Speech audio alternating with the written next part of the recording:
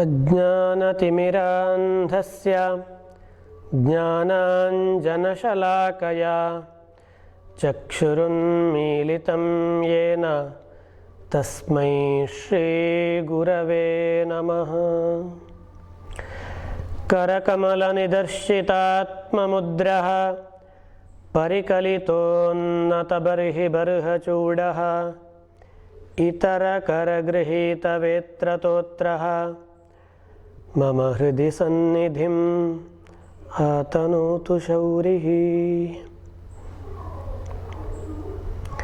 ಜಗದಾದಿ ಮೂಲನಾದಂತಹ ಆ ಶ್ರೀಕೃಷ್ಣ ಪರಮಾತ್ಮನನ್ನು ನಮಿಸುತ್ತಾ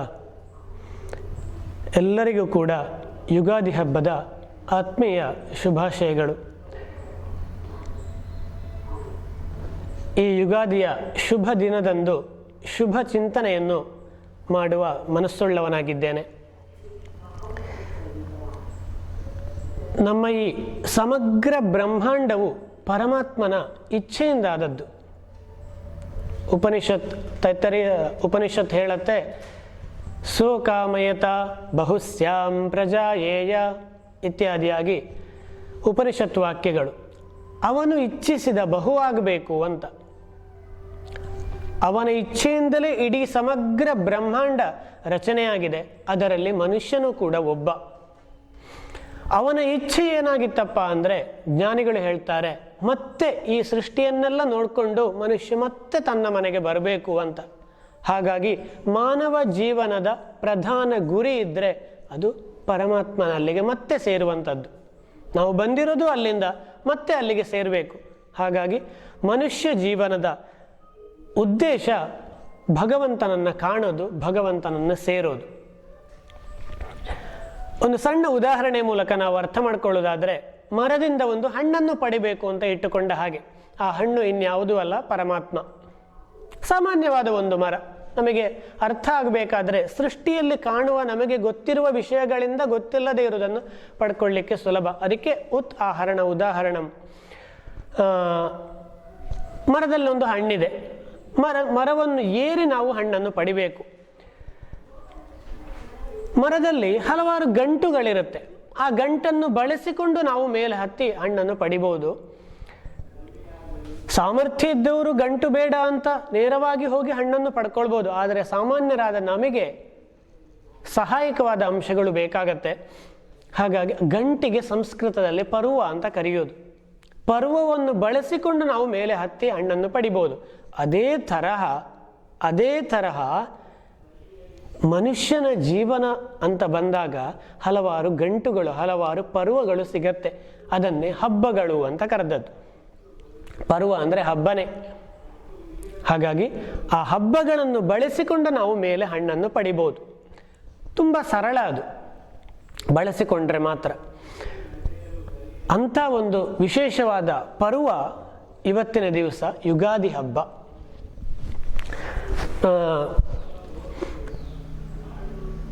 ವರ್ಷದಲ್ಲಿ, ಸಂವತ್ಸರದಲ್ಲಿ 3.5 ಗಳಿಗೆ ಮಾತ್ರ ಅತ್ಯಂತ ಶುಭ ದಿನ ಅಂತ ಕರೆದಿದ್ದಾರೆ. ಅದರಲ್ಲಿ ಯುಗಾದಿ ಕೂಡ ಒಂದು. ಅರ್ಧ ಬಲಿಪಾಡ್ಯಮಿ, ಹೀಗೆಲ್ಲ ಬೇರೆ ವಿಷಯಗಳಿದೆ. ಅಂತೂ ಪ್ರಸ್ತುತ ಇವತ್ತಿನ ಹಬ್ಬ ಯುಗಾದಿ ಹಬ್ಬ, ಅತ್ಯಂತ ಶ್ರೇಷ್ಠವಾದಂಥ ಹಬ್ಬ. ಏನು ಯುಗಾದಿ ಅಂದರೆ ಒಂದು ಸ್ವಲ್ಪ ಚಿಂತನೆ ಮಾಡಬೇಕಾಗಿದೆ. ಯುಗ ಅನ್ನೋದಕ್ಕೆ ನೊಗ ಅಂತನೂ ಅರ್ಥ ಇದೆ, ಯುಗಳ ಎರಡು ಅಂತನೂ ಅರ್ಥ ಇದೆ, ಇನ್ನೊಂದು ಕಾಲವಿಶೇಷ ಅಂತನೂ ಅರ್ಥ ಇದೆ. ಆ ಮೂರನೆಯ ಅರ್ಥ ಇಲ್ಲಿ ಬರುವಂಥದ್ದು ಕಾಲವಿಶೇಷ. ಯುಗಾದಿ ಅನ್ನೋದು ಯುಗಳ ಅನ್ನೋದ್ರಲ್ಲಿ ಯುಗ ಅಂದರೆ 2 ಅಂತ ಹೇಳಿದ್ನಲ್ಲ, 2 ಆದ ದಿವಸ ಅಂತ ಇವತ್ತು. ಅದರ ವಿವರಣೆಯನ್ನು ಮುಂದೆ ಕೊಡುವ. ಪರಮಾತ್ಮ ಅಂದರೆ ಒಂದೇ, ಅದು ಒಂದಿದ್ದದ್ದು 2 ಆಗಿ ಸೃಷ್ಟಿ ವಿಸ್ತಾರ ಆಗಲಿಕ್ಕೆ, ಸೃಷ್ಟಿಸಲಿಕ್ಕೆ ಆರಂಭಿಸಿದ ದಿನ ಯುಗಾದಿ ಅಂತ.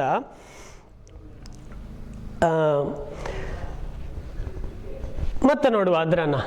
ನಮ್ಮ ಹಿಂದೂ ಸಂಪ್ರದಾಯದಲ್ಲಿ, ಸನಾತನ ಸಂಪ್ರದಾಯದಲ್ಲಿ ಇನ್ನೊಂದು ಅಪವಾದ ಇದೆ. ನಮ್ಮದರಲ್ಲಿ ತುಂಬ ದೇವರು, ಹಲವಾರು ಹಬ್ಬಗಳು.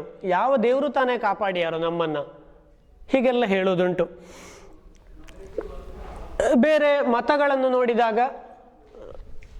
ನಿಯಮಿತವಾದ ಹಬ್ಬಗಳು, ನಿಯಮಿತವಾಗಿ ಒಂದೇ ದೇವರು, ಹೀಗೆಲ್ಲ ಇದೆ ಅಂತ ಹೇಳ್ತಾರೆ.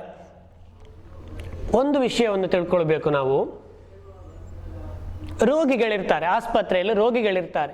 ರೋಗಿಗಳು ಅಂದರೆ ಎಲ್ಲರೂ ಒಂದೇ ಥರ, ರೋಗಿಗಳಿಗೆಲ್ಲ ಒಂದೇ ಔಷಧ, ಒಂದೇ ಪ್ರಮಾಣದಲ್ಲಿ ಔಷಧ ಅಂದರೆ ಆಗತ್ತೆ? ಖಂಡಿತ ಇಲ್ಲ.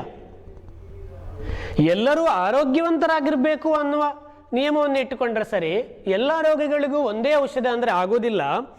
ಅದೇ ಥರ ಈ ಸಮಾನತೆ ಅನ್ನೋದು ಜೀವನ ಕ್ರಮಗಳಲ್ಲಿ ಎಲ್ಲರೂ ಒಂದೇ ಥರ ಜೀವನ ಮಾಡಬೇಕು ಅಂದರೆ ಸಾಧ್ಯನೇ ಇಲ್ಲ. ಒಂದರ್ಥದಲ್ಲಿ ನಾವೆಲ್ಲರೂ ರೋಗಿಗಳೇ.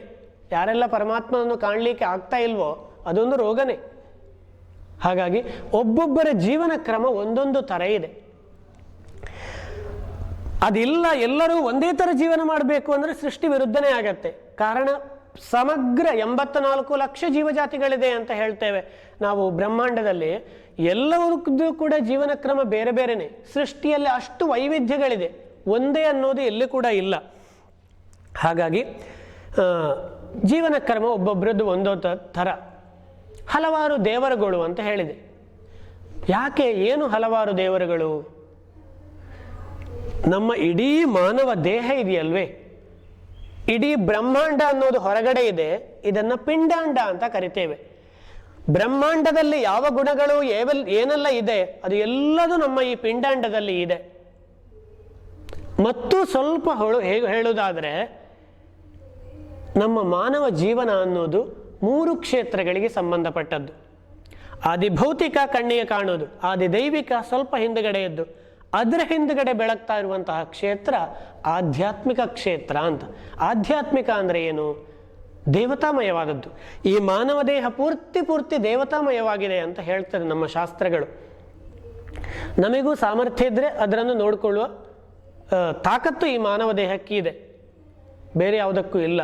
ಹಾಗಾಗಿ ಋಷಿವಾಕ್ಯವನ್ನು ನಂಬದವರು ಸಾಮರ್ಥ್ಯ ಇದ್ದರೆ ನೋಡ್ಕೊಳ್ಬೋದು.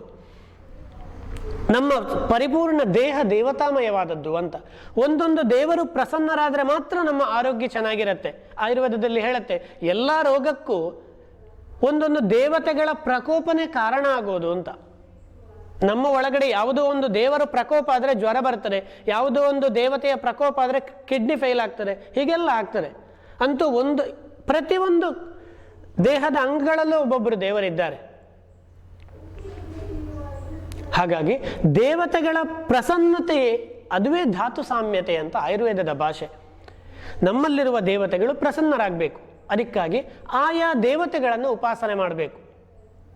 ಆಯಾ ದೇವತೆಗಳನ್ನು ತೃಪ್ತಿಪಡಿಸಿದರೆ ಆ ಅಂಗಗಳು ಚೆನ್ನಾಗಿರ್ತದೆ, ಪರಿಪೂರ್ಣ ನಮ್ಮ ಆರೋಗ್ಯ ಚೆನ್ನಾಗಿರ್ತದೆ. ಅಲ್ಟಿಮೇಟ್ ಆಗಿ ಭಗವಂತನ ಸಾಕ್ಷಾತ್ಕಾರಕ್ಕೆ ಅದು ಸಹಕಾರಿಯಾಗ್ತದೆ. ಅದನ್ನು ಸ್ವಸ್ಥರು ಅಂತ ಹೇಳೋದು, ಆರೋಗ್ಯವಂತರು ಅಂತ. ಹಾಗಾಗಿ ನಮ್ಮ ಈ ಸೃಷ್ಟಿಯಲ್ಲಿ ಏನೆಲ್ಲ ನಮಗೆ ಕಾಣ್ತಾ ಇದೆ ಅದು ಎಲ್ಲದನ್ನು ಬಳಸಿಕೊಂಡು ನಮ್ಮ ಆರೋಗ್ಯವನ್ನು, ನಮ್ಮ ಜೀವನ ಕ್ರಮವನ್ನು, ನಮ್ಮ ಜೀವನವನ್ನು ಸಫಲಗೊಳಿಸಬೇಕಾಗಿದೆ. ನಮ್ಮ ಜೀವನದ ಉನ್ನತಿಗಾಗಿಯೇ ಇಲ್ಲಿ ಕಾಣುವಂಥ ವಸ್ತುಗಳೆಲ್ಲ ನಾವು ಬಳಸ್ಕೊಳ್ಬೇಕು. ಅದನ್ನು ನಾಶ ಮಾಡಲಿಕ್ಕಾಗಿ ಮನುಷ್ಯ ಹುಟ್ಟಿದ್ದಲ್ಲ. ಕಾಲ ದೇಶ ಅಂತ ಒಂದು ಅರ್ಥ ಹೇಳಿದೆ ಯುಗಾದಿ ಅನ್ನೋದಕ್ಕೆ. ಟೈಮ್ ಸ್ಪೇಸ್ ಅಂತ ಹೇಳ್ತೇವೆ. ಕಾಲ ದೇಶವನ್ನು ಬಿಟ್ಟು ಯಾವುದೂ ಕೂಡ ಇಲ್ಲ ನಮ್ಮ ಭಾರತೀಯ ಪದ್ಧತಿಗಳಲ್ಲಿ. ಇಂಥ ಕಾಲದಲ್ಲಿ ಇಂಥದ್ದೇ ಮಾಡಬೇಕು, ಇಂಥ ಪ್ರದೇಶದಲ್ಲಿ ಹೀಗೆ ಮಾಡಬೇಕು. ಸುಭಾಷಿತಗಳೆಲ್ಲ ಹಲವಾರಿದೆ. ಪುಣ್ಯಕ್ಷೇತ್ರದಲ್ಲಿ ಪಾಪ ಮಾಡಿದರೆ ವಜ್ರಲೇಪವಾಗುತ್ತೆ, ಹೀಗೆಲ್ಲ ವಾಕ್ಯಗಳಿದೆ. ಹಾಗಾಗಿ ಕಾಲದೇಶವನ್ನು ಅನುಸರಿಸಿಯೇ ಯುಗಾದಿ ಹಬ್ಬ ಕೂಡ ಇರುವಂಥದ್ದು. ಇವತ್ತಿನ ಕಾಲ ಹಾಗೂ ಈ ಪ್ರದೇಶ, ಯಾವ ದೇಶದಲ್ಲಿ ಆಚರಣೆ ಹೇಗೆ ಎತ್ತ ಅಂತ. ಭಾರತೀಯ ಕಾಲಮಾನ ಇರ್ಬೋದು ಅಥವಾ ಭಾರತೀಯ ಪದ್ಧತಿ ಇರ್ಬೋದು, ಸಂಪ್ರದಾಯ ಇರ್ಬೋದು. ಹೊಸ ವರ್ಷ ಅಂದರೆ ಇದು ಯುಗಾದಿ. ಜನವರಿ 1ಕ್ಕೆ ಹೊಸ ವರ್ಷ ಅಲ್ಲ. ಯಾಕೆ ಯುಗಾದಿಗೆ ಹೊಸ ವರ್ಷವನ್ನು ಆಚರಣೆ ಮಾಡಬೇಕು? ಕಾಲ ವಿಶೇಷ ಅಂತ ಹೇಳಿದೆ. ಋತು ಅಂತ ಒಂದು ಶಬ್ದ ಕೇಳಿರ್ಬೋದು ನೀವು. ಋತು ಅಂದರೆ ಏನು? ಅದು ಒಂದು ಬದಲಾಗುವ ಕಾಲಘಟ್ಟ.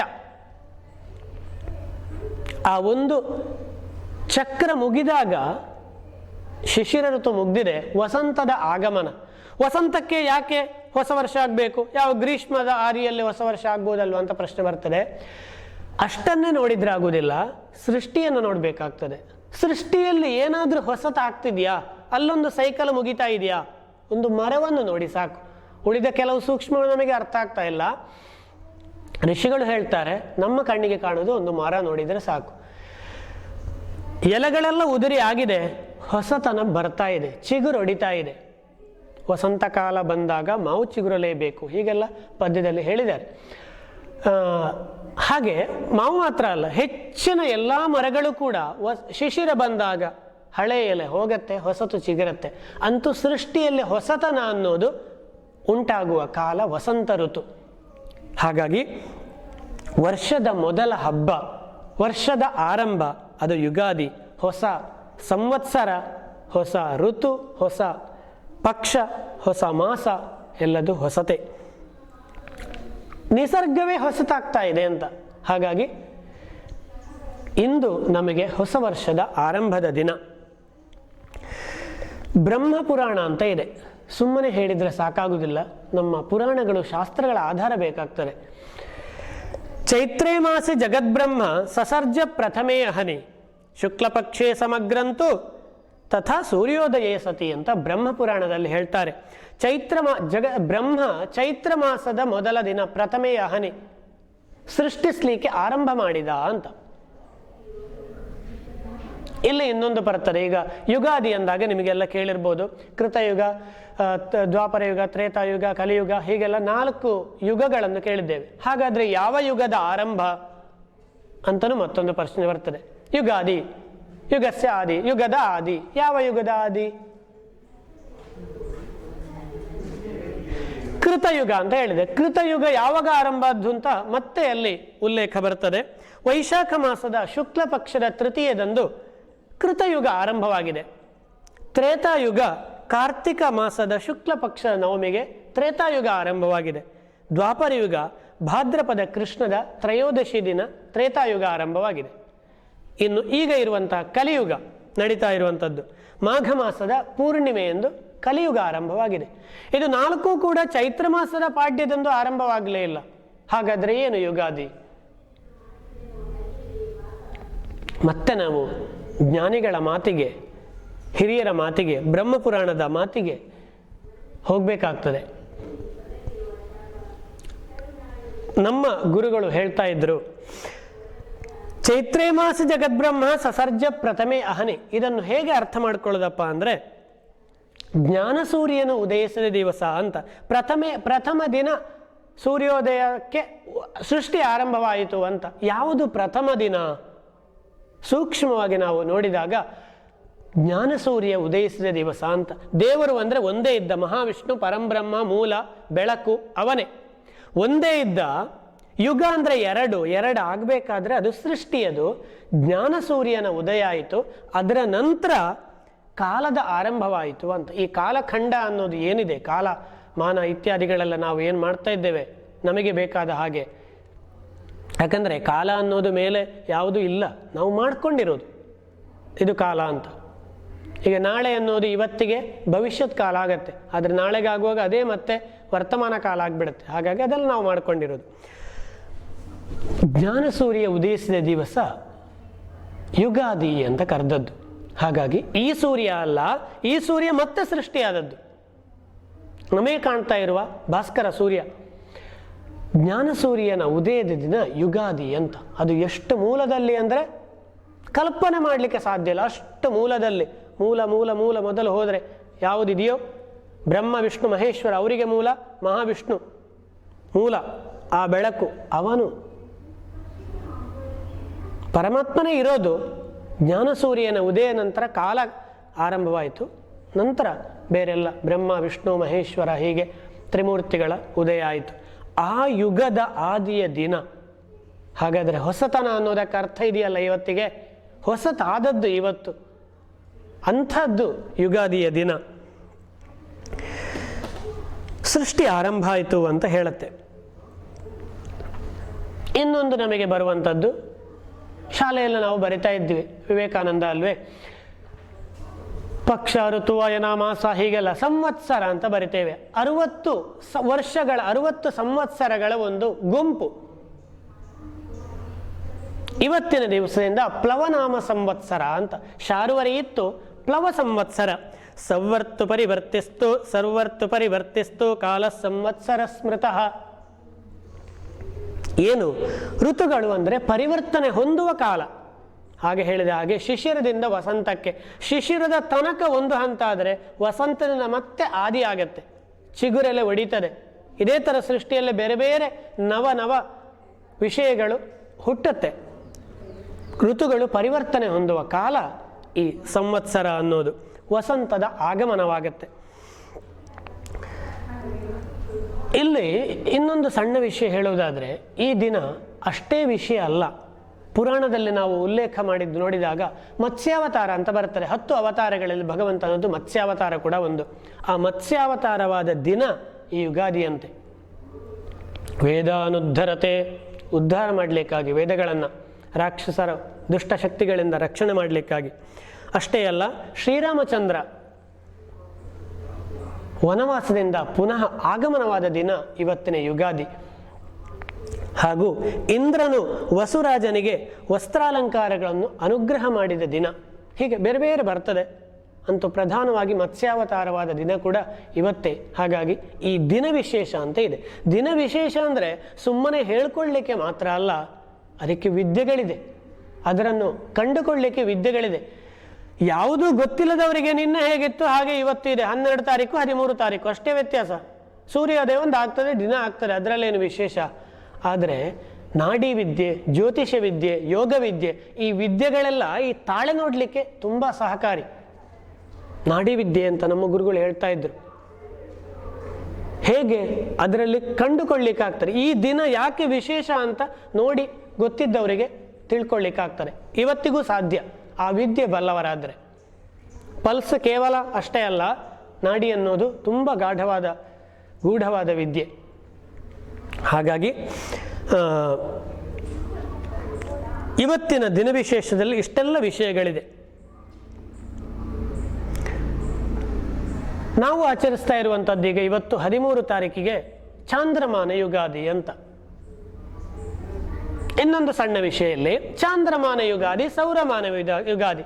ನಮ್ಮ ಈ ಕರಾವಳಿಯಲ್ಲಿ ಬಿಸು ಪರ್ಬ ಅಂತ, ವಿಷುವನ್ನು ಸಾಧಾರಣವಾಗಿ ನಾವು ಆಚರಣೆ ಮಾಡ್ತೇವೆ. ಸೌರಮಾಸದ ಪ್ರಕಾರ ಯುಗಾದಿ ಅಂದರೆ ಅದು ಬಿಸು ಪರ್ಬ. ಹಾಗಾದರೆ ಏನು, 2 ಸಲ ವರ್ಷ ಆರಂಭ ಆಗತ್ತೋ? ವಿದ್ಯಾರ್ಥಿಗಳು ಸ್ವಲ್ಪ ಅರ್ಥ ಮಾಡ್ಕೊಳ್ಬೇಕು. ಭೂಮಿ ಒಂದು ಸುತ್ತು ಸೂರ್ಯನ ಸುತ್ತುವಾಗ, ಭೂಮಿ ಸೂರ್ಯನ ಸುತ್ತು ಒಂದು ಸುತ್ತು ಬರುವಾಗ ಚಂದ್ರ ಭೂಮಿಗೆ 12 ಸುತ್ತು ಬಂದಿರ್ತಾನೆ. ಇದು ಟ್ಯಾಲಿ ಆಗ್ತದೆಯೇ? ಇಲ್ಲ. ಇಲ್ಲಿ ಒಂದು 11 ದಿನದ ಗ್ಯಾಪ್ ಬರ್ತದೆ, ಡಿಫರೆನ್ಸ್ 11 ದಿವಸ ಬರ್ತದೆ. ಈ 11 ದಿವಸ 3 ವರ್ಷಕ್ಕಾಗುವಾಗ ಜ್ಯೋತಿಷ್ಯರೆಲ್ಲ ಲೆಕ್ಕಾಚಾರ ಮಾಡಿ 1 ತಿಂಗಳು ಜಾಸ್ತಿ ಮಾಡುವ ಅಂತ ನಿರ್ಣಯ ಮಾಡಿದ್ದಾರೆ. ಅದನ್ನೇ ಅಧಿಕ ಮಾಸ ಅಂತ ಕರೆಯೋದು. ಮಾಸ ಅಂದರೆ ಮಂತ್. ಭೂಮಿ ಒಂದು ಸುತ್ತು ಬರುವಾಗ ಚಂದ್ರ 12 ಸುತ್ತು ಬಂದಿರ್ತಾನೆ ಭೂಮಿಗೆ. 11 ದಿವಸ ಅಂತರ 3 ವರ್ಷಕ್ಕಾಗುವಾಗ ಒಂದು ಅಂದಾಜು 1 ತಿಂಗಳು ಅಧಿಕ ಮಾಸ. ಈ ಕಳೆದ ಶಾರ್ವರಿ ಸಂವತ್ಸರದಲ್ಲಿ ಬಂದಿತ್ತು. ಹಾಗಾಗಿ 1 ತಿಂಗಳು ಯುಗಾದಿ ಮುಂದೆ ಹೋಯಿತು. ಯಾವಾಗ ಭೂಮಿ ಒಂದು ಸುತ್ತು ಬರ್ತಾನೋ ಅದೇ ಟೈಮಿಗೆ ಅಂದಾಜಿ ಆಗುವಾಗ ಇವತ್ತು ಯುಗಾದಿ ಬಂದಿದೆ, ಚಾಂದ್ರಮಾನ ಯುಗಾದಿ. ಹಾಗಾಗಿ ಒಟ್ಟೊಟ್ಟಿಗೆ ನಾಳೆ ವಿಷು, ಇವತ್ತು ಯುಗಾದಿ. 2 ದಿವಸ ಪಾಯಸ ತಿನ್ಬೋದು.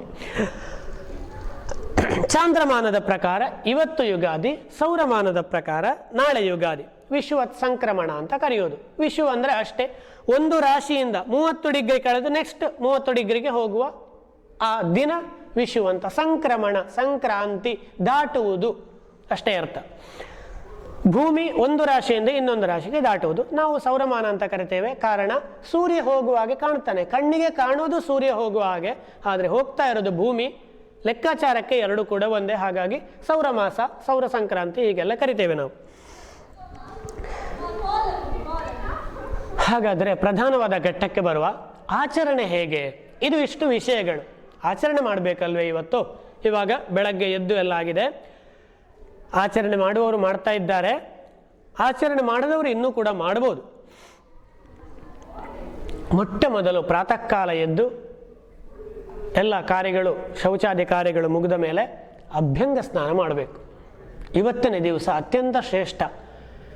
ಅಭ್ಯಂಗ ಸ್ನಾನದ ಫಲ, ಒಂದು ಪಾಪ ಕಳೆಯುತ್ತೆ, ಇನ್ನೊಂದು ಧಾತು ಸಾಮ್ಯತೆ. ಆಗ ಹೇಳಿದೆ, ನಮ್ಮ ದೇಹ ಅನ್ನೋದು ದೇವತಾಮಯವಾದದ್ದು. ಪ್ರತಿಯೊಂದು ಅಂಗಗಳಲ್ಲೂ ಒಂದೊಂದು ದೇವರಿದ್ದಾರೆ. ಆ ದೇವರೆಲ್ಲ ಪ್ರಸನ್ನರಾದರೆ ಮಾತ್ರ ನಮಗೆ ಆರೋಗ್ಯ. ಅವರು ಪ್ರಸನ್ನರಾಗುವುದಕ್ಕೆ ಎಣ್ಣೆ ಸ್ನಾನ, ಅಭ್ಯಂಗ ಸ್ನಾನ ಕೂಡ ಸಹಕಾರಿ. ಪ್ರಾತಃ ಕಾಲ ಅಭ್ಯಂಗ ಸ್ನಾನ ಮಾಡಬೇಕು. ಈ ದಿವಸ ಯಾರನ್ನು ಪೂಜೆ ಮಾಡೋದಾಗಾದರೆ, ಸೃಷ್ಟಿ ಆದಿಯಾದ ದಿವಸ ಬ್ರಹ್ಮದೇವರು ವಿಷ್ಣುವನ್ನು ಮಾಡ್ಬೋದು, ಅವನೇ ಮೂಲ. ಅರ್ಘ್ಯ ಪಾದ್ಯ ಇತ್ಯಾದಿ ಷೋಡಶ ಉಪಚಾರಗಳಿಂದ ಬೇರೆ ಬೇರೆ ಥರದಲ್ಲಿ ಗೊತ್ತಿದ್ದವರು ಬ್ರಹ್ಮನನ್ನು ಪೂಜೆ ಮಾಡ್ಬೋದು. ಸೂಕ್ಷ್ಮವಾಗಿ ಹೇಳ್ತೇನೆ, ಅಭ್ಯಂಗ ಸ್ನಾನ ಆಯಿತು, ಎಲ್ಲ ಆಯಿತು, ಅಪ್ಪ ಅಮ್ಮನಿಗೆ ನಮಸ್ಕಾರ ಮಾಡಿ ಆಯಿತು, ದೇವರಿಗೆ ನಮಸ್ಕಾರ ಮಾಡಿ ಆಯಿತು. ದೇವರಿಗೆ ಆದಮೇಲೆ ಅಪ್ಪ ಅಮ್ಮನಿಗೆ ಕಾಣ್ತಾ ಇರುವ ದೇವರಲ್ವೇ, ಅವರಿಗೂ ನಮಸ್ಕಾರ ಮಾಡಿ ಆಶೀರ್ವಾದ ತಗೊಂಡು, ನಿಮ್ಮಿಂದ ಚಿಕ್ಕದಿದ್ದವರಿಗೆ ಆಶೀರ್ವಾದವನ್ನು ಕೊಟ್ಟು, ಜೊತೆಗೆ ಇನ್ನೊಂದು ಕೆಲಸ ಇದೆ ಇವತ್ತಿನದ್ದು, ಬೇವು ಬೆಲ್ಲ ತಿನ್ನೋದು ಅಂತ. ಇದು ಸಾಧಾರಣ ಎಲ್ಲರಿಗೂ ಗೊತ್ತಿರುತ್ತದೆ. ಕಹಿ ಸಿಹಿ ಜೀವನದಲ್ಲಿ ಎರಡೂ ಬೇಕು. ಕಾರಣ, ಕಹಿ ಇದ್ದರೆ ಮಾತ್ರ, ಬೇವು ಇದ್ದರೆ ಮಾತ್ರ ಸಿಹಿ ಅನುಭವ ಆಗೋದು. ಕಷ್ಟಗಳು ಬಾರದೇ ಇದ್ದರೆ ಸುಖದ ಅನುಭವನೇ ಆಗೋದಿಲ್ಲಂತೆ. ರಾವಣ ಇದ್ದದ್ದಕ್ಕಾಗಿ ರಾಮ ಅಷ್ಟು ಗ್ರೇಟ್ ಅಂತ ನಮಗೆ ಅರ್ಥ ಆದದ್ದು. ರಾಮ ಗ್ರೇಟೇ, ಆದರೆ ಅರ್ಥ ಆಗಬೇಕಾದ್ರೆ ಅದು ಇದ್ದದ್ದಕ್ಕೆ ಮಾತ್ರ, ಆ ಯುದ್ಧ ಆದದ್ದಕ್ಕಾಗಿ. ಶತಾಯುರ್ವಜ್ರ ದೇಹಾಯ ಸರ್ವ ಸಂಪತ್ಕರಾಯ ಚ ಸರ್ವಾರಿಷ್ಟ ವಿನಾಶಾಯ ನಿಂಬಕಂ ದಳಭಕ್ಷಣಂ. ಕಹಿ ಬೇವು, ಬೇವಿನ ಚಿಗುರು, ಅದರ ಜೊತೆಗೆ ಬೆಲ್ಲ, ಮೆಣಸು, ಉಪ್ಪು, ಇಂಗು, ಜೀರಿಗೆ, ಓಂಕಾಳು ಇದರನ್ನೆಲ್ಲ ಸೇರಿಸಿ ತಿನ್ನುವ ಸಂಪ್ರದಾಯನೂ ಇದೆ.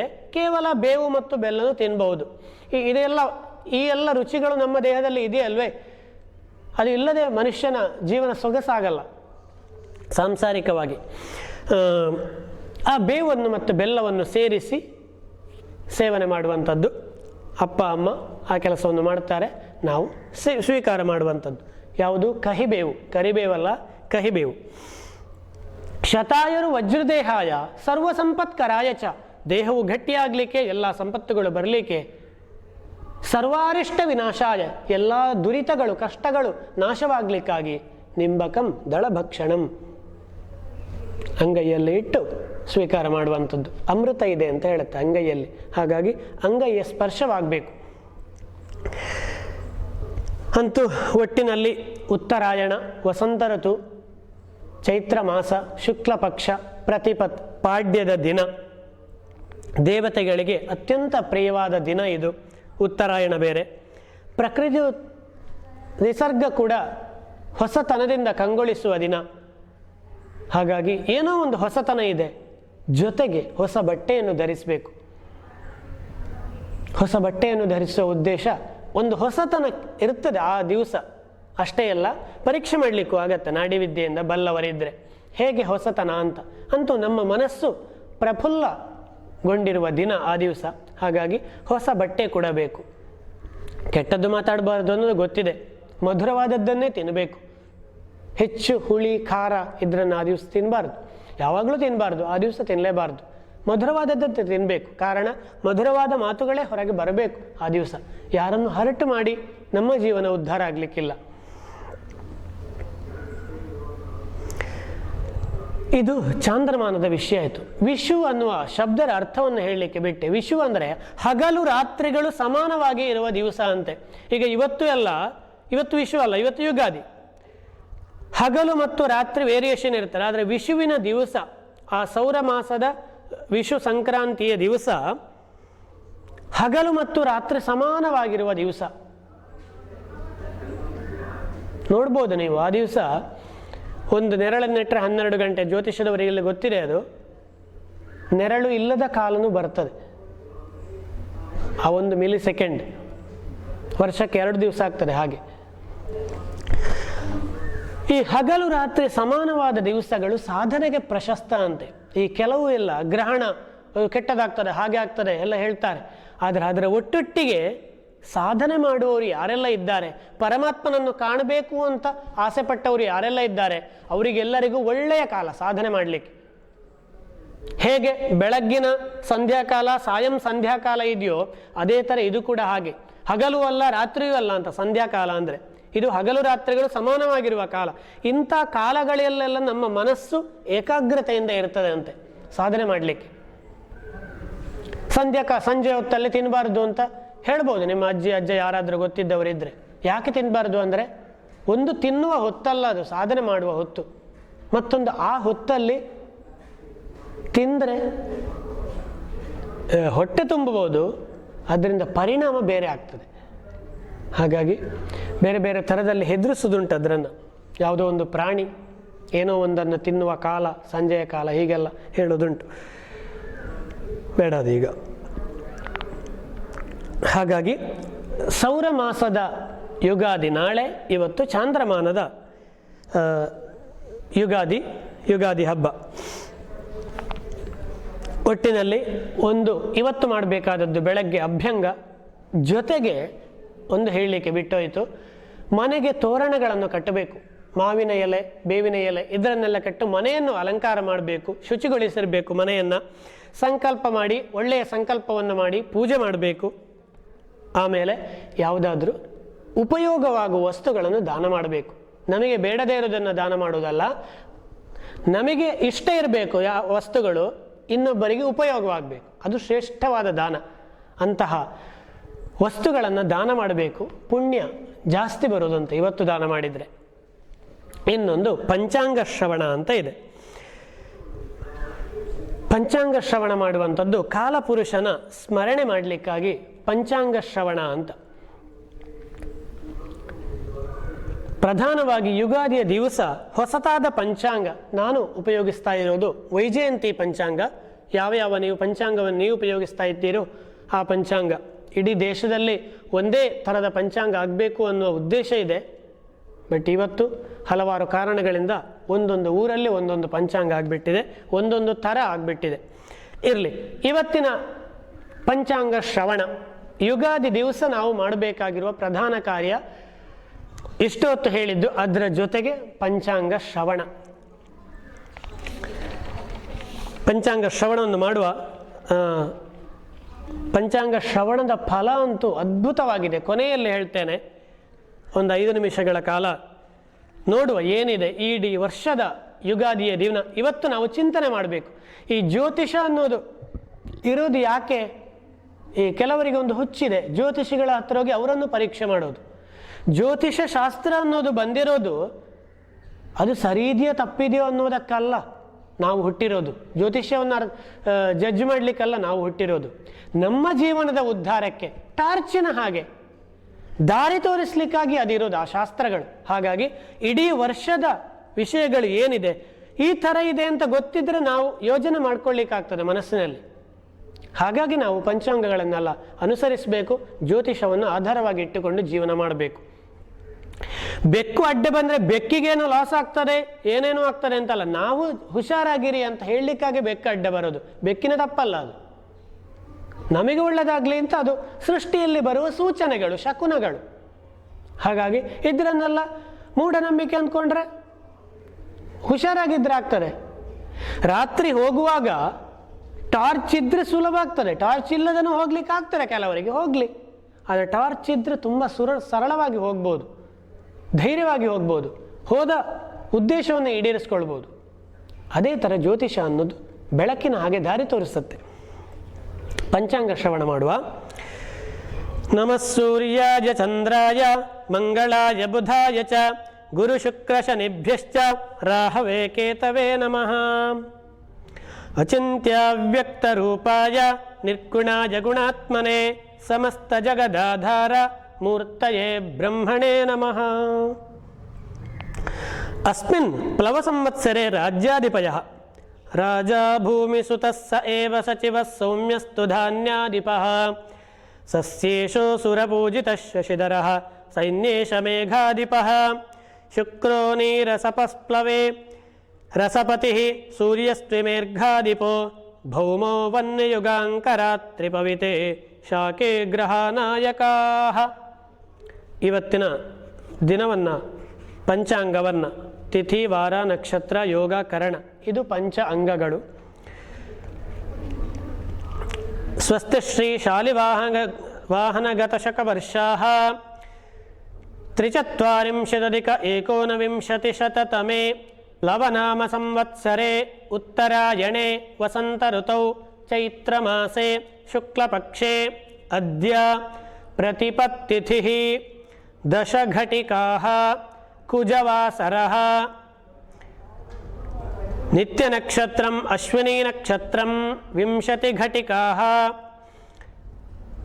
विष्कम्भनामयोगः 22 घटिकाः 30 विघटिकाः भवनामकरणं 10 घटिकाः विषप्रारम्भः 16 घटिकाः 30 विघटिकाः तदुपरिचतस्रो घटिकाः पुनर्विषप्रारम्भः 47 घटिकाः तदुपरिचतस्रो घटिकाः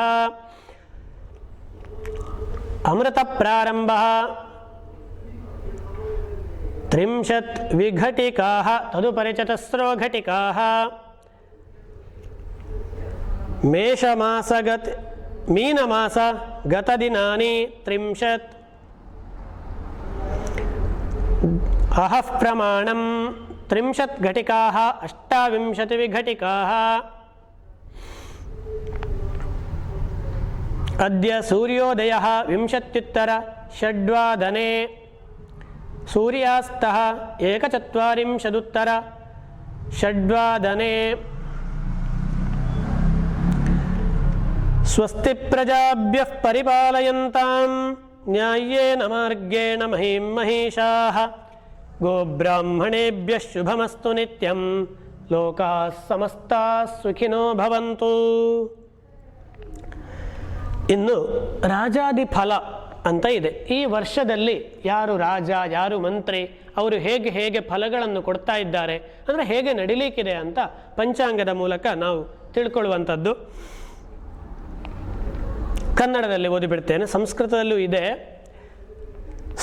ಸ್ವಸ್ತಿ ಶ್ರೀಮನ್ನಾರಾಯಣನ ನಾಭಿಕಮಲ ಸಂಭವನಾದ ವಿರಿಂಚಿ ಬ್ರಹ್ಮನ ದ್ವಿತೀಯ ಪರಾರ್ಧವಾದ ಶ್ವೇತವರಾಹ ಕಲ್ಪವೆಂಬ ಹಗಲಿನ 7ನೆಯ ವೈವಸ್ವತ ಮನ್ವಂತರದ 28ನೆಯ ಮಹಾಯುಗದ 4ನೇ ಪಾದವಾದ ಕಲಿಯುಗದಲ್ಲಿ ಈ ಸಂವತ್ಸರದ ಆರಂಭಕ್ಕೆ 5122 ವರ್ಷಗಳಾದವು.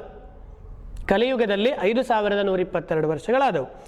ಈ ಪೈಕಿ 3128 ವರ್ಷಗಳಲ್ಲಿ ಯುಧಿಷ್ಠಿರ ವಿಕ್ರಮಗಳೆಂಬ ಶಕಗಳು ಕಳೆದು 3ನೇ ಶಾಲಿವಾಹನ ಶಕದಲ್ಲಿ ಈ ಸಂವತ್ಸರದ ಆರಂಭಕ್ಕೆ 1943. ಗತಶಕ 1943ಕ್ಕೆ ಸರಿಯಾದ ಈ ಪ್ಲವ ಸಂವತ್ಸರದಲ್ಲಿ ಕುಜನು ರಾಜನು, ಮಂಗಳವಾರ ಕುಜನು ರಾಜನು ಹಾಗೂ ಮಂತ್ರಿಯು, ಚಂದ್ರನು ಸೈನ್ಯೇಶ ಮತ್ತು ಮೇಘೇಶ, ಶುಕ್ರನು ಸಸ್ಯಾಧಿಪ ಮತ್ತು ನೀರಸಾಧಿಪನು, ರವಿಯು ರಸೇಶನು, ಬುಧನು ಧಾನ್ಯಾಧಿಪತಿಯು ಮತ್ತು ಕುಜನು ಅರ್ಘೇಶನು ಆಗಿರುವನು. ಈ ಪ್ಲವ ಸಂವತ್ಸರದಲ್ಲಿ ಮೋಡಗಳು ನೀರನ್ನು ಯಥಾಯೋಗ್ಯವಾಗಿ ಕೊಡದೆ ಪೂರ್ವ ಪ್ರದೇಶದ ಬೆಳೆಗಳು ನಾಶವಾಗುವವು. ಜನರಲ್ಲಿ ಕಲಹಗಳು ರೋಗಭಯಗಳು ಇರುವವು. ರಾಜರು ತಾವು ಜಯ ಹೊಂದುವುದರಲ್ಲೇ ತಲ್ಲೀನರಾಗುವರು. ಕುಜನು ರಾಜನಾದ್ದರಿಂದ ಭೂಮಿಯಲ್ಲಿ ಧನಧಾನ್ಯಗಳ ಕೊರತೆ ತುಂಬ ಇದ್ದು ರಾಜರು ಯುದ್ಧದಲ್ಲೇ ಆಸಕ್ತರಾಗುವರು. ರಾಜರು ಅಂದರೆ ಇವತ್ತಿನ ದೇಶದ ಒಡೆಯ, ಮಂತ್ರಿ, ಪ್ರಧಾನಮಂತ್ರಿ. ಬೆಂಕಿ, ರೋಗ ಹಾಗೂ ಕಳ್ಳರ ಭಯವಿದ್ದು ಮಳೆಯು ತುಂಬ ಕಡಿಮೆ ಇರುವುದು. ಮಂತ್ರಿಯು ಕುಜನಾದ್ದರಿಂದ ಮಳೆ ಬೆಳೆಗಳು ಕಡಿಮೆ ಇದ್ದು ಧಾನ್ಯಗಳ ಬೆಲೆ ಅತ್ಯಧಿಕವಾಗುವುದು. ಬೆಂಕಿಯ ಅವಘಡಗಳು ಕಳ್ಳರ ಉಪಟಳಗಳು ಅತಿಯಾಗಿದ್ದು ರಾಜರು ಯುದ್ಧನಿರತರಾಗುವರು. ಸೈನ್ಯೇಶನು ಚಂದ್ರನಾದ್ದರಿಂದ ಬಹಳವಾದ ಮಳೆಯಿಂದ ಸಸ್ಯ ಸಂಪತ್ತುಗಳು ಸಮೃದ್ಧಿಯಾಗಿ ಜನರು ಆರೋಗ್ಯವಂತರಿದ್ದು ಸೌಖ್ಯವನ್ನು ಹೊಂದುವರು. ದನಗಳು ಮತ್ತು ಎಮ್ಮೆಗಳು ತುಂಬ ಹಾಲುಳ್ಳವುಗಳಾಗುವವು. ಶುಕ್ರನು ಸಸ್ಯಾಧಿಪನಾದ್ದರಿಂದ ಜನರು ನಿರೋಗಿಗಳಾಗಿ ಭಯರಹಿತರಾಗಿದ್ದು ಎಲ್ಲ ಧಾನ್ಯಗಳು ಸಮೃದ್ಧವಾಗಿರುವವು. ಯೋಗ್ಯವಾದ ಮಳೆಯಿಂದ ಮರಗಿಡಗಳು ಹೂ ಹಣ್ಣುಗಳಿಂದ ಕಂಗೊಳಿಸುವವು. ಧಾನ್ಯಾಧಿಪನು ಬುಧನಾದ್ದರಿಂದ ಗೋಧಿ, ಭತ್ತ, ಗೋಧೂಮ, ಮುದ್ಗ, ಕಬ್ಬುಗಳ ವೃದ್ಧಿ. ವಿದ್ವಾಂಸರೆಲ್ಲರೂ ಸುಖವನ್ನು ಹೊಂದುವರು. ಕುಜನು ಅರ್ಘಾಧಿಪನಾದ್ದರಿಂದ ಮಳೆಯು ಗಾಳಿಯಿಂದ ಕೂಡಿ ಸ್ವಲ್ಪವಾಗಿದ್ದು ಕೆಲವು ಕಡೆ ಮಾತ್ರ ಮಳೆ ಬೆಳೆಗಳು ಇರುವವು. ಚಂದ್ರನು ಮೇಘೇಶನಾದ್ದರಿಂದ ನದಿ ಸರೋವರಾದಿಗಳು ನೀರಿನ ಆಕರೆಗಳು ವಿಪುಲವಾಗಿ ನೀರಿನಿಂದ ತುಂಬಿದ್ದು ಧಾನ್ಯಗಳ ವೃದ್ಧಿಯಿಂದ ಜನರು ಪ್ರಬಲರಾಗುವರು. ಶಾಲಿ, ಕಬ್ಬು, ದನಗಳು ಹಾಗೂ ಜಲಚರ ಪ್ರಾಣಿಗಳು ಅಭಿವೃದ್ಧಿ ಹೊಂದುವವು. ರಸಾಧಿಪನು ರವಿಯಾದ್ದರಿಂದ ಬಾವಿ ಮೊದಲಾದ ನೀರಿನ ಆಕರಗಳಲ್ಲಿ ನೀರು ಕಡಿಮೆ ಇದ್ದು ಜೀವಿಗಳು ಶೀತ ಪ್ರಕೃತಿಯ ಅನಾರೋಗ್ಯಕ್ಕೆ ತುತ್ತಾಗುವರು. ಕಬ್ಬು, ಹತ್ತಿ, ತೈಲ, ಗೋಧಿ, ಬೆಳೆಗಳು ನಾಶವಾಗುವವು. ಶುಕ್ರನು ನೀರಸಾಧಿಪನಾದ್ದರಿಂದ ಕರ್ಪೂರ, ಅಗರು, ಗಂಧ, ಬಂಗಾರ ಹಾಗೂ ಬಟ್ಟೆಗಳು ವೃದ್ಧಿಯಾಗುವವು. ಜ್ಯೇಷ್ಠ ಮಾಸದ ಶುಕ್ಲಪಕ್ಷ ದ್ವಾದಶಿ ತಿಥಿ ಸೋಮವಾರದಂದು ರಾತ್ರಿ 59 ಸೂರ್ಯನು ಆರ್ದ್ರ ನಕ್ಷತ್ರವನ್ನು ಪ್ರವೇಶಿಸುವನು. ಆರ್ದ್ರ ಪ್ರವೇಶವು ರಾತ್ರಿಯಾದುದರಿಂದ ಲೋಕವು ಉತ್ತಮವಾದ ಮಳೆ ಬೆಳೆಗಳಿಂದ ಕೂಡಿ ಕ್ಷೇಮದಿಂದಿರುವುದು. ಅಷ್ಟೇ ಅಲ್ಲ, ಆವರ್ತವೆಂಬ ಮೇಘವು 3 ಕೊಳಗ ನೀರನ್ನು ಸುರಿಸುವುದು ಅಂತ ಬರೆದಿದ್ದಾರೆ. ಕಡಿಮೆ ನೀರಿರುವ ಈ ಮೇಘವು ತುಂಬ ಗಾಳಿ, ಗುಡುಗು ಹಾಗೂ ಕಾಮನ ಬಿಲ್ಲುಗಳಿಂದ ಕೂಡಿದ್ದು ಪೂರ್ವ ಭಾಗದ ಸಸ್ಯ ಸಂಪತ್ತು ವೃದ್ಧಿಸುವವು. ಕೊಳಗ ಅಂದ್ರೇನು? ದೇವಮಾನ ಪ್ರಕಾರ 100 ಯೋಜನ ಎತ್ತರವು 60 ಯೋಜನ ವಿಸ್ತಾರವೂ ಇರುವ ಪಾತ್ರೆ. 10 ಪಾಲು ಸಮುದ್ರದ ಮೇಲೂ 6 ಪಾಲು ಪರ್ವತಗಳ ಮೇಲೂ 4 ಪಾಲು ಭೂಮಿಯ ಮೇಲೂ ಆ ಮಳೆ ಬೀಳುತ್ತದೆ. ಚೈತ್ರ ಮಾಸ ಶುಕ್ಲಪಕ್ಷ ಬಿದಿಗೆ ತಿಥಿಯಂದು ಕೂಡಿದ ಮಂಗಳವಾರದಂದು ರಾತ್ರಿ 50:15 ಸೂರ್ಯನು ಮೇಷರಾಶಿಯನ್ನು ಪ್ರವೇಶಿಸುವನು. ಈ ಮೇಷ ಸಂಕ್ರಮವು ರಾತ್ರಿಯಲ್ಲಾದುದರಿಂದ ಜಗತ್ತು ಸುಭಿಕ್ಷವಾಗಿ ಕ್ಷೇಮದಿಂದಿರುವುದು. ಪೌಷ ಮಾಸದ ಶುಕ್ಲಪಕ್ಷ ದ್ವಾದಶಿ ತಿಥಿ ಸಹಿತವಾದ ಶುಕ್ರವಾರ ಹಗಲು 19 ಸೂರ್ಯನು ಮಕರ ರಾಶಿಯನ್ನು ಪ್ರವೇಶಿಸುವನು. ಮಿಶ್ರ ಎಂಬ ಈ ಸಂಕ್ರಾಂತಿಯು ಕೌಮಾರಿ ವಯಸ್ಸಿನ ಭೂತ ಜಾತಿಯ ಜಾಗೃತಾವಸ್ಥೆಯಾದ್ದಾಗಿದ್ದು, ಹುಲಿಯ ಮೇಲೆ ಕುಳಿತುಕೊಂಡು ಕುದುರೆಯನ್ನು ಕೂಡಿಕೊಂಡು ಹಳದಿ ವಸ್ತ್ರವನ್ನುಟ್ಟು ಎಲೆಯಿಂದ ಮಾಡಿದ ರವಿಕೆಯನ್ನು ತೊಟ್ಟು ಕುಂಕುಮವನ್ನು ಲೇಪಿಸಿ ಜಾಜಿ ಪುಷ್ಪಗಳನ್ನು ಮುಡಿದು ಗದಾಯುಧವನ್ನು ಧರಿಸಿ ಕಂಕಣಾಭರಣಗಳಿಂದ ಭೂಷಿತವಾಗಿ ಬೆಳ್ಳಿಯ ಪಾತ್ರೆಯಲ್ಲಿ ಪಾಯಸವನ್ನು ಉಣ್ಣುತ್ತಾ ಪೂರ್ವಾಭಿಮುಖವಾಗಿ ನೈಋತ್ಯ ದಿಕ್ಕನ್ನು ನೋಡುತ್ತಾ ದಕ್ಷಿಣ ದಿಕ್ಕಿಗೆ ಹೋಗುವುದು. ಕೆಲವರಿಗೆ ಅನ್ನಿಸ್ಬೋದು ಇದೆಲ್ಲ ಏನು ಅಂತ. ಇದೆಲ್ಲ ಏನು ಅಂತ ಅಧ್ಯಯನ ಮಾಡಿ ಋಷಿ ಮಹರ್ಷಿಗಳು ಕಂಡು 1 ವರ್ಷ ಅಲ್ಲ ಹಲವಾರು ವರ್ಷಗಳು ಕಂಡು ಇಂಥದ್ದನ್ನೆಲ್ಲ ಬರೆಯೋದು. ಹಾಗಾಗಿ ಇದನ್ನು ಅಲ್ಲಗಳೆಯೋರು ಅಧ್ಯಯನ ಮಾಡಿದ ನಂತರ ಬೇಕಾದರೆ ಅಲ್ಲಗಳೆಯಿರಿ, ಮತ್ತೆ ಅಲ್ಲಗಳಿಲಿಕ್ಕೆ ಆಗುವುದಿಲ್ಲ. ಕಾರಣ ಇದು ಸತ್ಯ.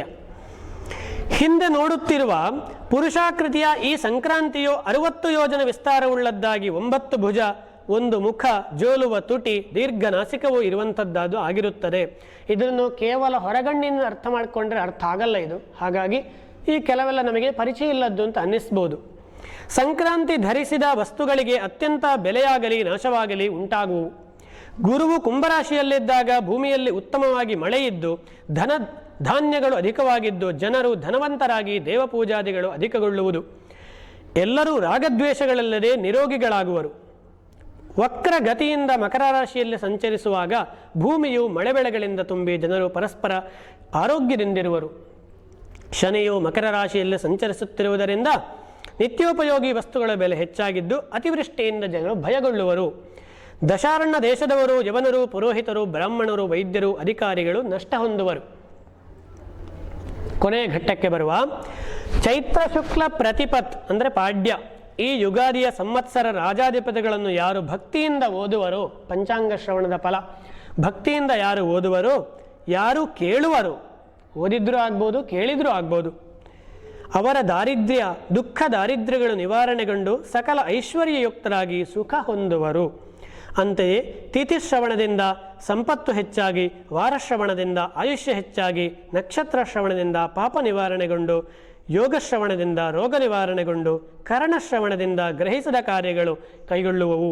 ಅಲ್ಲದೆ ಪಂಚಾಂಗವೆಂಬ ಈ 5ರ ಶ್ರವಣದಿಂದ ಗಂಗಾ ನದಿಯಲ್ಲಿ ಸ್ನಾನ ಮಾಡಿದ ಪುಣ್ಯ ಫಲವು ದೊರೆಯುವುದು. ಹಾಗಾಗಿ ಗಂಗಾ ಸ್ನಾನದ ಫಲ ಸಿಗ್ತದೆ. ಇನ್ನು ಒಂದು ವಿಷಯ ಇದೆ, ಈ ವರ್ಷ ಅದು ಎಲ್ಲರಿಗೂ ಆಸಕ್ತಿದಾಯಕವಾದ ವಿಷಯಾಚಾರ, ಆಯವ್ಯಯ ಹೇಗೆ ಅಂತ. ಈ ಇಡೀ ವರ್ಷದಲ್ಲಿ ನನಗೆ ಎಷ್ಟು ಆದಾಯ ಬರ್ತದೆ, ಎಷ್ಟು ಖರ್ಚಾಗ್ತದೆ ಅಂತ ಒಂದು ದಿಗ್ದರ್ಶನ ಆಯವ್ಯಯ. ಮೇಷರಾಶಿಯವರಿಗೆ ಇಲ್ಲಿ ಸಂಖ್ಯೆಗಳಲ್ಲಿ ಕೊಟ್ಟಿದ್ದಾರೆ. 2 ಆಯ 14 ವ್ಯಯ. ಅಂದರೆ 2 ರೂಪಾಯಿ ಬಂದರೆ 14 ರೂಪಾಯಿ ಖರ್ಚಾಗ್ತದೆ ಮೇಷರಾಶಿಯವರಿಗೆ. ವೃಷಭದವರಿಗೆ 14 ಆಯ 5 ವ್ಯಯ. ಮಿಥುನ ರಾಶಿಯವರಿಗೆ 2 ಆಯ 5 ವ್ಯಯ, ಖರ್ಚು ಜಾಸ್ತಿ. ಕರ್ಕಟದವರಿಗೆ 11 ಆಯ 14 ವ್ಯಯ. ಸಿಂಹರಾಶಿಯವರಿಗೆ 14 ಆಯ 11 ವ್ಯಯ, ಇವರಿಗೆ ಸ್ವಲ್ಪ ಉಳಿತದೆ. ಕನ್ಯಾದವರಿಗೆ 2 ಆಯ 5 ವ್ಯಯ. ತುಲಾರಾಶಿಯವರಿಗೆ 11 ಆಯ 5 ವ್ಯಯ, ವೃಶ್ಚಿಕದವರಿಗೆ 2 ಆಯ 14 ವ್ಯಯ, ಧನು 14 ಆಯ 2 ವ್ಯಯ, ಮಕರ 8 ಆಯ 5 ವ್ಯಯ, ಕುಂಭ 8 ಆಯ 5 ವ್ಯಯ, ಮೀನರಾಶಿಯವರಿಗೆ 14 ಆಯ 2 ವ್ಯಯ. ಹೀಗೆ ಒಟ್ಟಾರೆಯಾಗಿ ಆದಾಯದ ಒಂದು ದಿಗ್ದರ್ಶನವನ್ನು ಮಾಡಿದೆ ಪಂಚಾಂಗ. ಇನ್ನೂ ಹಲವಾರು ವಿಷಯಗಳಿದೆ, ಸೂಕ್ಷ್ಮವಾಗಿ ಹೇಳಿದೆ. ಹಾಗಾಗಿ ಈ ಪಂಚಾಂಗ ಶ್ರವಣದಿಂದ ಗಂಗಾ ಸ್ನಾನದ ಫಲ ಒಂದು ಅಷ್ಟೇ ಅಲ್ಲ, ಯುಗಾದಿಯನ್ನು ಅರ್ಥವತ್ತಾಗಿ ಆಚರಿಸಿದರೆ ಫಲ ಅಂತೂ ಖಂಡಿತ ಇದೆ. ಆ ಸೂಕ್ಷ್ಮವನ್ನು ಗ್ರಹಿಸುವ ಸಾಮರ್ಥ್ಯ ನಮಗೆ ಇದೆಯೋ ಇಲ್ವೋ ಅನ್ನೋದು ಪ್ರಶ್ನಾರ್ಥಕ ಇರ್ಬೋದು. ಆದರೆ ಇಂಥ ಸತ್ಸಂಗತಿಗಳನ್ನು, ಸದ್ವಿಚಾರಗಳನ್ನು ಶ್ರವಣ ಮಾಡೋದ್ರಿಂದ ಪುಣ್ಯ ಇದೆ, ನಮ್ಮ ಜೀವನದ ಉದ್ಧಾರ ಖಂಡಿತ ಇದೆ. ಮೇಲಿರುವ ಹಣ್ಣನ್ನು ಪಡಿಬೇಕು, ಭಗವಂತನನ್ನು ಕಾಣಬೇಕು. ಅದಕ್ಕೆ ಒಂದು ಹಂತ ಇವತ್ತಿನ ಯುಗಾದಿ. ಇವತ್ತು ಚಂದದಲ್ಲಿ ನಾವು ಅರ್ಥವತ್ತಾಗಿ ಆಚರಣೆ ಮಾಡಿದರೆ ಒಂದು ಸ್ಟೆಪ್ ಆದರೂ ಮೇಲೆ ಹೋದೀತು.